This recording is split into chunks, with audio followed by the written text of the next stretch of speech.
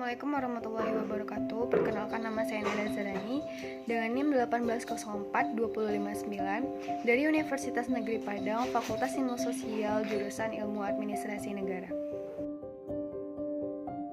Dalam video ini saya ingin menjelaskan tentang apa itu konsep kebudayaan di Indonesia.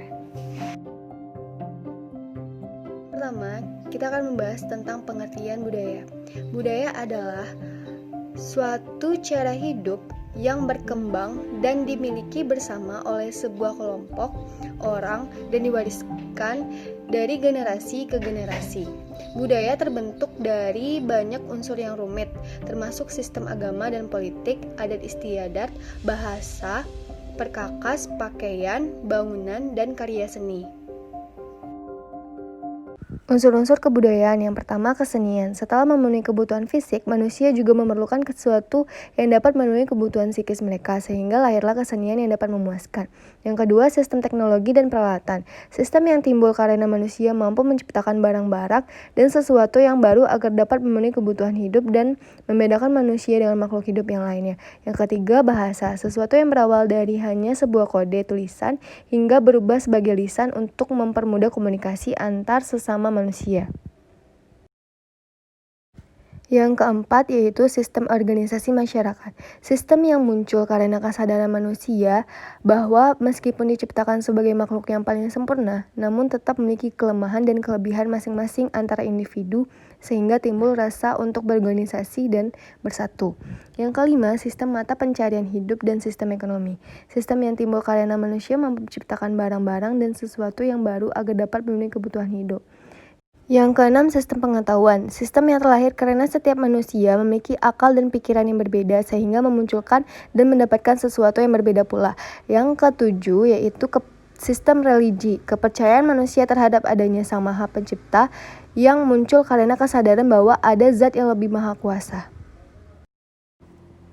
Wujud kebudayaan. Yang pertama, gagasan atau wujud ideal adalah kebudayaan yang berbentuk kumpulan ide-ide, gagasan, nilai-nilai, norma-norma, peraturan, dan sebagainya yang sifatnya abstrak, tidak dapat diraba atau disentuh.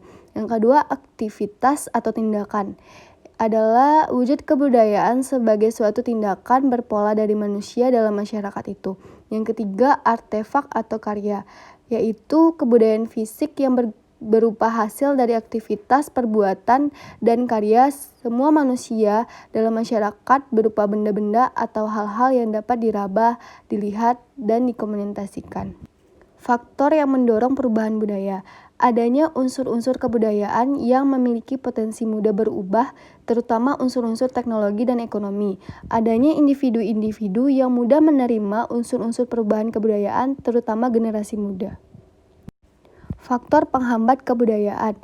Faktor internal. Yang pertama, perubahan demografis mengakibatkan terjadinya perubahan berbagai sektor kehidupan. Contohnya bidang perekonomian, pertambahan penduduk, akan kesediaan kebutuhan pangan, sandang, dan papan. Yang kedua, konflik sosial. Contohnya kepentingan antar kaum pendatang dengan penduduk setempat.